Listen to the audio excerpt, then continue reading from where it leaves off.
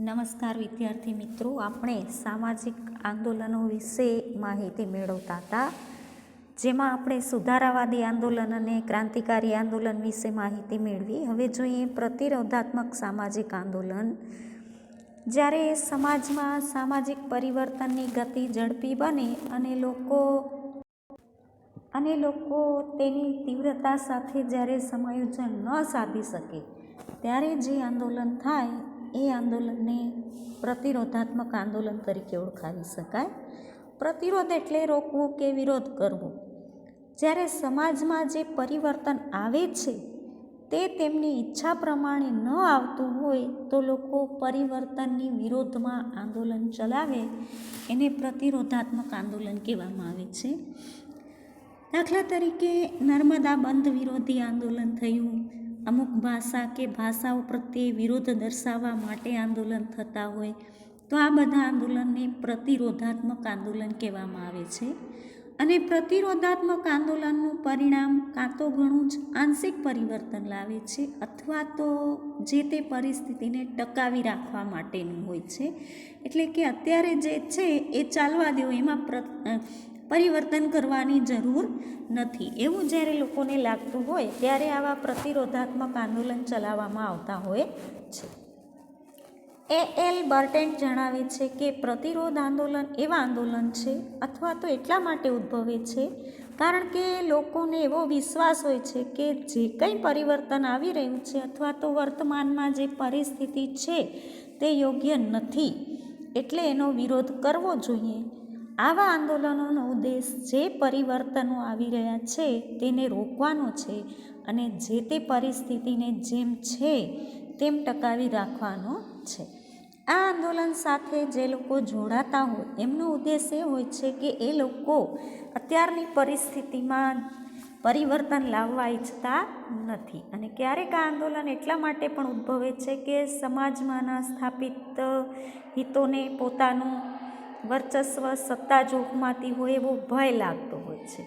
જેમ કે ગામમાં જમીનદારો અને ખેત મજૂરો છે તો એમને કાઢવા માટે જે આંદોલન થયા હતા તો એ લોકોને ડર લાગે કે અમારી સત્તા હાથમાંથી જશે, એટલે આવા આંદોલનો છે એની વિરોધમાં ઘણી વખત પ્રતિરોધાત્મક આંદોલનો થતા હોય છે. ત્યાર પછી છે વિરોધાત્મક સામાજિક આંદોલન. વિરોધાત્મક આંદોલન મુખ્યત્વે પ્રસ્થાપિત વ્યવસ્થાનો વિરોધ છે. જ્યારે આપણે કોઈ અમુક વ્યવસ્થા હોય એનાથી જ્યારે સંતુષ્ટ ન હોઈએ ત્યારે એનો વિરોધ કરવાની શરૂઆત કરીએ છીએ. કેટલાક સમાજશાસ્ત્રીઓએ વિરોધાત્મક આંદોલનને સમજાવવાનો પ્રયાસ કર્યો છે. વિરોધાત્મક આંદોલન એવા આંદોલન છે જેમાં કાં તો અસંતોષની અભિવ્યક્તિ થાય છે અથવા તો એવી માગણી હોય છે કે જે પૂર્ણ કરવામાં આવી હોતી નથી. અને આવા પ્રકારના વર્તન વ્યવહારો સામૂહિક રૂપમાં આંદોલન હોય છે જેને વિરોધાત્મક આંદોલન કહી શકાય. અને વિરોધાત્મક આંદોલનો મુખ્યત્વે 3 બાબત સાથે જોડાયેલા હોય છે. એક તો અસંતોષ અને અન્યાય માટે. અમુક ઘટનાઓ એવી હોય કે જે સમાજમાં યોગ્ય ન લાગતી હોય અને અન્યાયકારી લાગતી હોય ત્યારે એનો વિરોધ શરૂ થાય છે. અમુક વખતે કંઈક માંગણી કરવી હોય, દાખલા તરીકે સમાજની અમુક ઘટનાઓ એવી છે કે આપણને એમ લાગે કે આ ઘટના બની રહી છે એ યોગ્ય નથી અને આવી ઘટના ન બનવી જોઈએ, તો એવી ઘટના બની તો એના વિરોધમાં માંગણીઓ શરૂ થાય છે. અને પ્રતિરોધ માટે જે આંદોલન થતું હોય, ઘણી વખત એવું શક્ય બને કે કોઈ ઘટના બનવાની હોય કે જેથી તેની સામે નવી માંગણીઓ રજૂ કરવામાં આવતી હોય. દાખલા તરીકે જ્યારે ચોરીનું પ્રમાણ વધે તો લોકો એનું પ્રમાણ ઘટે એવી વ્યવસ્થા કરવાની માંગણી કરતા હોય છે. આમ વિરોધાત્મક આંદોલન એટલે જ્યારે સમાજમાં પરંપરાગત વ્યવસ્થાને દૂર કરી અને નવી વ્યવસ્થા પ્રસ્થાપિત કરવામાં આવે અને લોકોને જો એ પસંદ ન હોય તો એના વિરોધમાં જે આંદોલન કરવામાં આવે એને વિરોધાત્મક આંદોલન કહે છે. દાખલા તરીકે મોંઘવારી સામેનું આંદોલન છે કે પછી સ્ત્રી અત્યાચાર વિરોધી આંદોલન છે કે પછી વિરોધાત્મક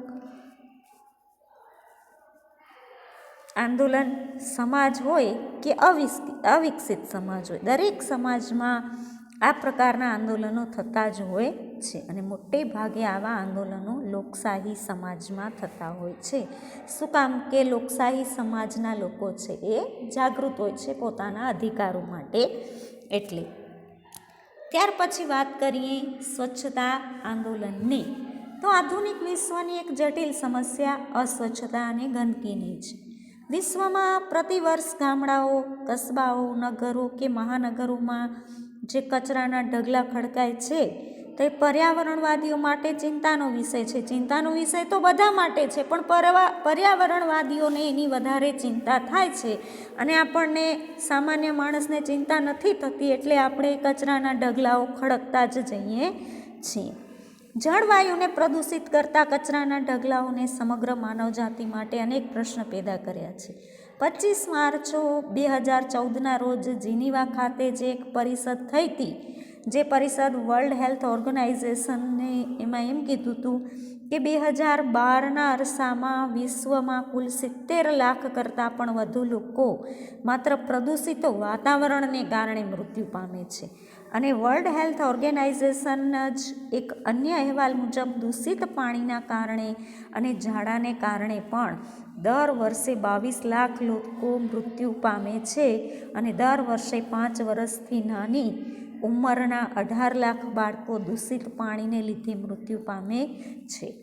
જળ અને વાયુ તો જીવનના અભિન્ન અંગો છે, પણ માનવી એમાં કચરો ઠાલવીને માનવજાતના શત્રુ બનાવી દીધા છે. એ આપણા અભિન્ન અંગો છે, આપણા જીવનદાતાઓ છે, પણ આપણે એમાં કચરો ઠાલવીને એને આપણા શત્રુઓ બનાવી દીધા છે.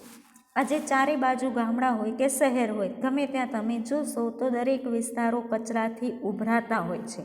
પણ એ કચરો ક્યાં ઠાલવવો એ એક જટિલ સમસ્યા છે, કારણ કે એવી કોઈ જગ્યા જ નથી બચી. તમે એક ગામથી બીજે ગામ જશો તો રસ્તામાં તમને ક્યાંય જગ્યા જ નહીં દેખાય. ક્યાંક સોસાયટીઓ હશે, ક્યાંક મકાનો હશે, ક્યાંક દુકાનો હશે. એ રીતે ગામડાઓની વચ્ચે, શહેરોની વચ્ચે જગ્યા જ નથી કે આપણે એ ગંદકીના જે ઢગલાઓ ખડક્યા છે એ ઢગલાઓનો નિકાલ કરી શકીએ. તો આવા સમયે સ્વચ્છતા અંગેના અભિયાને આંદોલનનું સ્વરૂપ ધારણ કર્યું અને સૌનું ધ્યાન વિશેષ આકર્ષિત કર્યું છે. સ્વચ્છતા આંદોલન એ સુધારાવાદી આંદોલનનો જ એક ભાગ છે. ઈસવીસન 2014ની 2 ઓક્ટોબર મહાત્મા ગાંધીની 145મી જન્મજયંતિના અવસરે ભારતના વડાપ્રધાન શ્રી નરેન્દ્રભાઈ મોદી દ્વારા સ્વચ્છતા અભિયાનનો પ્રારંભ થયો અને એ આંદોલનનો મુખ્ય હેતુ એ હતો કે 2019માં જ્યારે 150મી જન્મજયંતિ ઉજવાશે ત્યાં સુધીમાં આખું ભારત સ્વચ્છ થઈ જવું જોઈએ.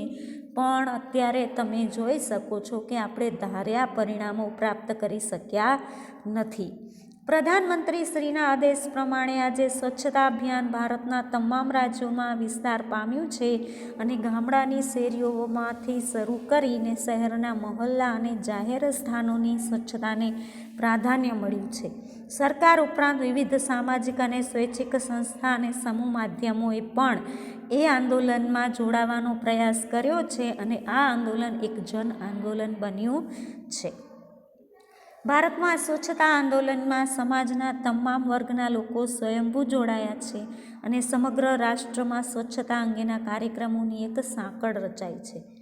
તમામ જાહેર સ્થાનોમાં સ્વચ્છતા જળવાય તે માટે સરકાર તરફથી 0.5 સેસ લાગુ કરવામાં આવ્યો છે અને શાળા કોલેજોમાં યોજાતા સ્વચ્છતા અંગેના કાર્યક્રમોથી વિદ્યાર્થીઓએ સ્વચ્છતાને એક મૂલ્ય તરીકે સ્વીકાર્યું છે.